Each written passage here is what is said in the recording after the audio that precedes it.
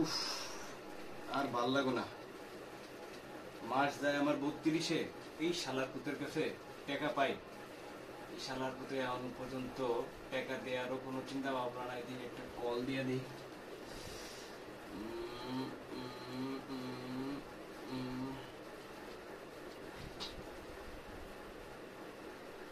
Hello, কিরে বন্ধু, ভালো আছিস তুই?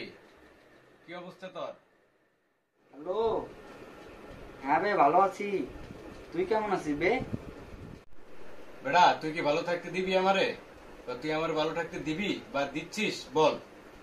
এই যে কয়েক মাস ধরে তোর কাছে যে টাকা পয়সা পাই, সেই টাকা পয়সা দেস না কে? টাকা দিবি আজকে নইলে কালকে।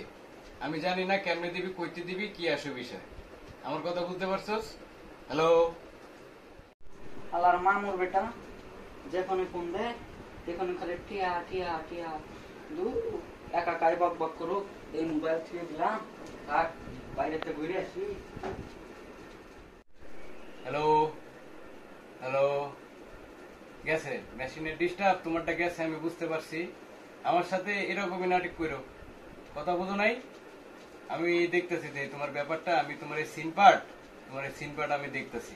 তারপরে আমি তোমারে ধরতেছি খারাপ।